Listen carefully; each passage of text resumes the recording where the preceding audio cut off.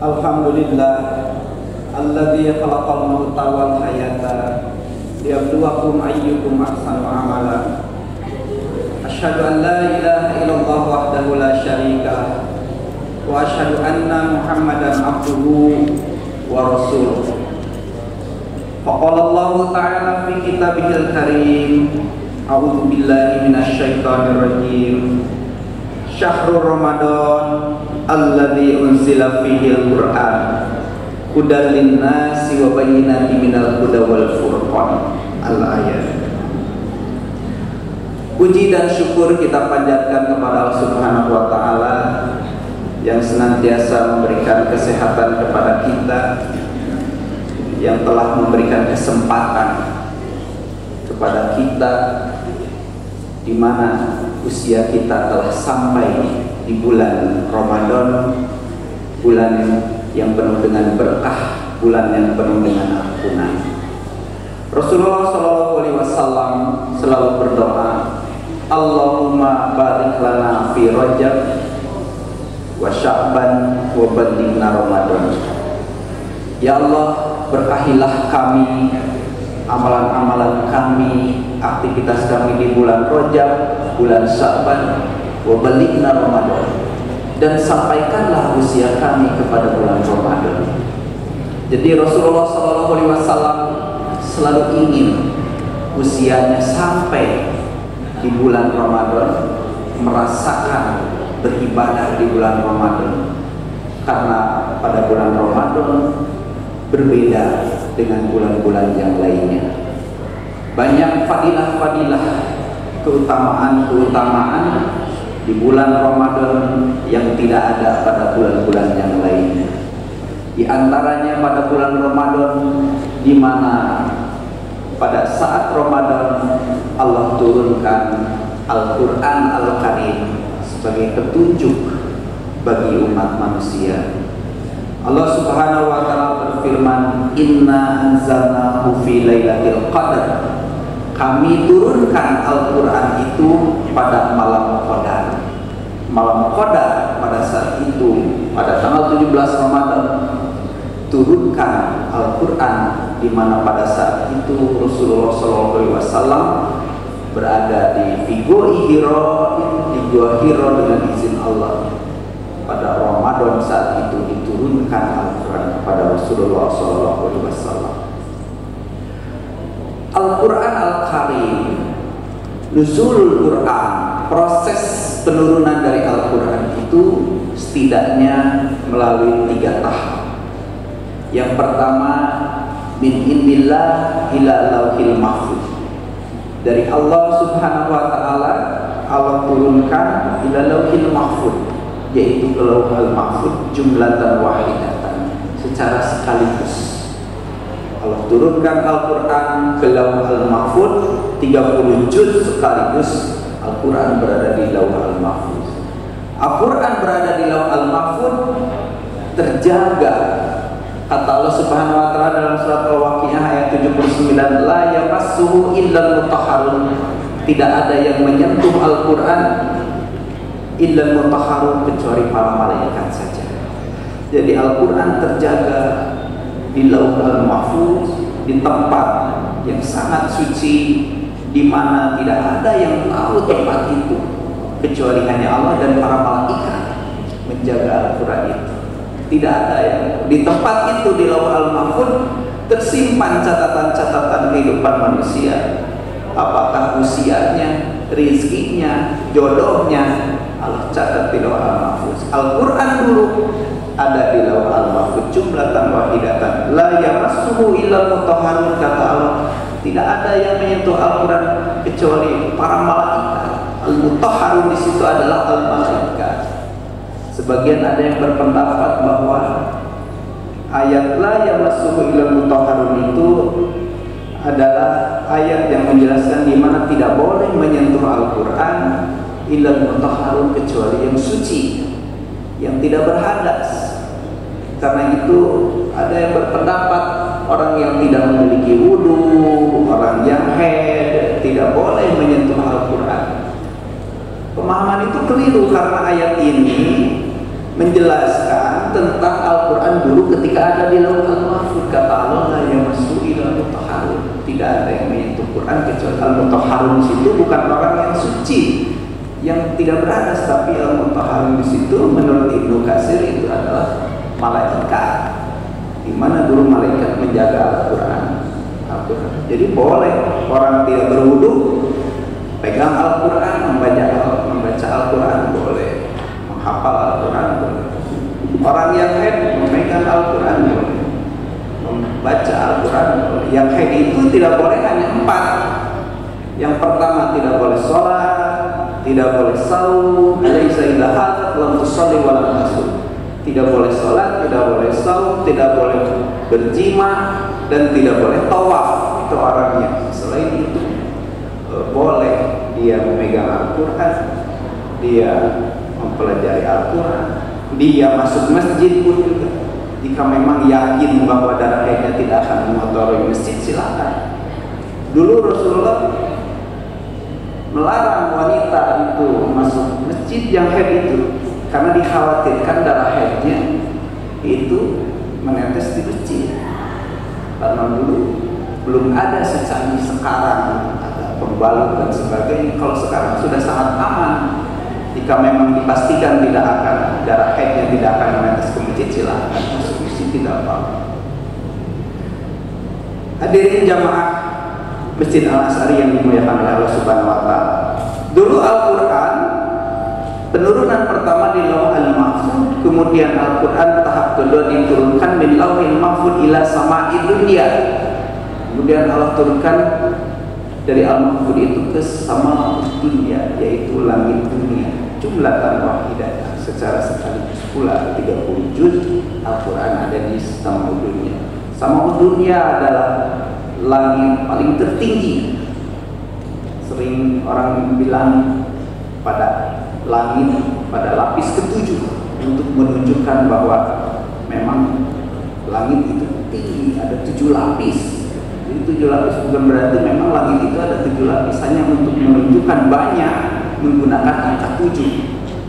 Langit 7 lapis akan menunjukkan banyak kalimat saking banyaknya dengan kalimat 7. Orang sering mengatakan pusing 7 keliling, bukan berarti pusingnya 7 kali, tapi saking pusingnya dia mengatakan pusing 7 keliling. Karena itulah para ulama juga mengatakan dulu Al-Quran berada di sama'ud dunya, pada langit ke-7, maksudnya langit tertinggi.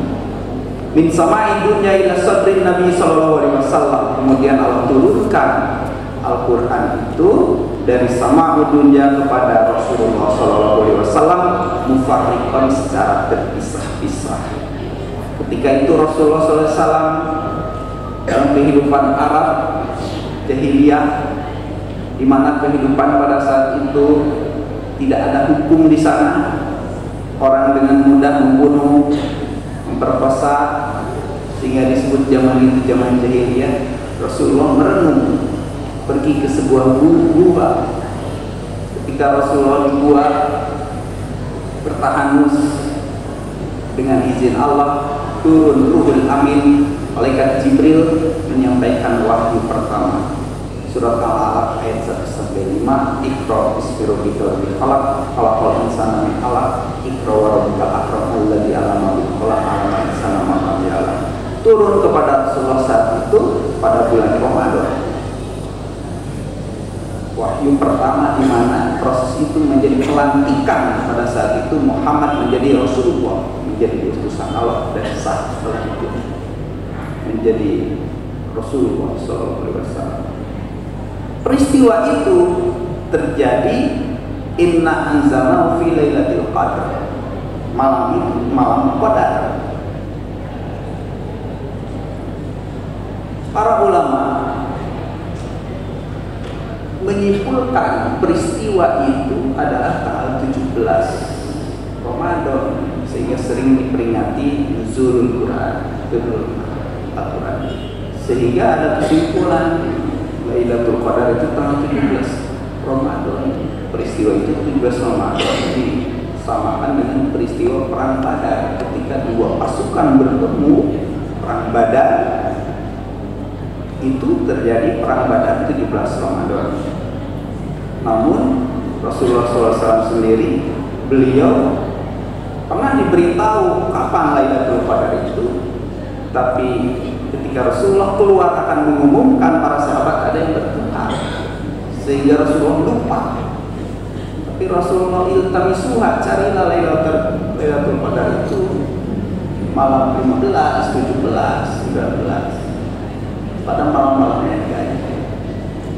Riwayat itu menjadi kesimpulan bahwa dosa itu, ya, karena ada peristiwa pertengahan Rasulullah lupa, dosa itu bisa menghilangkan ilmu. Karena peristiwa itu Rasulullah lupa kapan itu Lailatul Qadar, sehingga tidak bisa dipastikan Lailatul Qadar itu tanggal 17 Ramadan. Hanya pada peristiwa itu Rasulullah di Gua Hira, Rasulullah bertepatan dengan bertemunya dua pasukan, yaitu perang Badar pada tanggal 17 Ramadan. Mulai pada saat itu Rasulullah berdakwah 13 tahun di Mekah, kemudian 10 tahun di Madinah, sampai ayat yang terakhir turun kepada Rasulullah itu adalah surat Al-Baqarah ayat 281, wattaqu yawman turja'una fihi ilallah summa tuwaffa kullu nafsin ma kasabat wa hum la yuzlamun. Ayat ini terakhir turun kepada Rasulullah SAW. 23 tahun Rasulullah berdakwah. Ada yang berpendapat yang terakhir turun kepada Rasulullah itu adalah Al-Maidah ayat 3, al-yawma akmaltu lakum dinakum wa atmamtu ni'mati wa raditu lakum Islam dinan. Namun menurut Ibnu Abbas, ayat itu Al-Maidah ayat 3 turun kepada Rasulullah itu wahidan wa samanina yawman qabla wafatihi, 81 hari sebelum Rasulullah wafat. Sedangkan waqtu yauman turja'una fihi ilallah, ayat itu turun kata Ibnu Abbas tis'a layalin qabla wafatihi, hanya 9 malam sebelum Rasulullah wafat. Jadi yang paling kuat, yang dekat dengan wafatnya Rasulullah SAW itu adalah Al-Baqarah ayat 281. Dan ini menjadi ijma sahabi.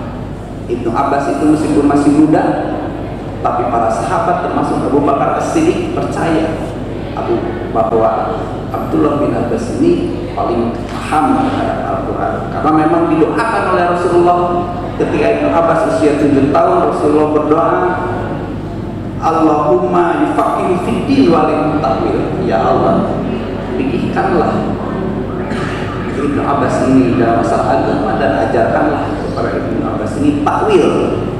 Takwil itu memahami makna Al-Quran bukan pada makna yang sebenarnya, dengan tujuan agar bisa dipahami Al-Quran itu. Seperti kalimat yadullahi ma'al jamaah, tangan Allah bersama para jamaah. Jika diartikan yadun di situ tangan, tidak bisa dipahami, itu harus ditakwil. Yadullahi ma'al jamaah, takwil kalimat yadun menjadi kudroh, kekuasaan Allah bersama para jamaah. Banyak Al-Quran yang harus ditakwil. Ibnu Abbas itu sangat mahir takwil, bahkan usia 14 tahun dia menjadi mufassir. Kalau misalnya Ibnu Abbas berpendapat tentang Al-Quran, para sahabat semua setuju, termasuk Abu Bakar As-Siddiq, termasuk ayat terakhir turun kepada Rasulullah SAW. Kata Ibnu Abbas yang terakhir adalah Al-Baqarah 281, semua setuju. Yang terkuat pendapat ayat turun itu adalah Al-Baqarah 281. Kemudian Rasulullah meninggal 9 malam setelah itu pada hari Senin. Hadirin jamaah Masjid Al-Azhar yang dimuliakan oleh Allah Subhanahu wa taala, mudah-mudahan di bulan Ramadan ini kita bisa senantiasa mengkaji Al-Quran, karena proses penurunan Al-Quran itu tidak mudah, mufarriqan, terpisah-pisah sesuai dengan situasi dan kondisi. Rasulullah berperang, kemudian bingung mengambil strategi, turun jawaban dari Allah SWT berupa ayat Al-Quran. Proses yang sangat panjang, 23 tahun Rasulullah berdakwah. Usia Rasulullah SAW 40 tahun diangkat jadi Nabi dan Rasul, dakwah 23 tahun, total 63 tahun Rasulullah SAW hidup dan wafat di usia 63 tahun. Mudah-mudahan Ramadan ini kita bisa memanfaatkan Al-Quran sebagai petunjuk. Para ulama tidak ada yang lebih baik di Ramadan ini melainkan mempelajari Al-Quran. Satu Ramadan syahrul Quran, bulan Ramadan itu adalah bulannya Al-Quran. Demikian yang bisa saya sampaikan. Allahumma sallim ala Ramadan wa sallim Ramadan lana wa sallim inna mutaqabbal. Allahumma innaka afuwwun karim tuhibbul afwa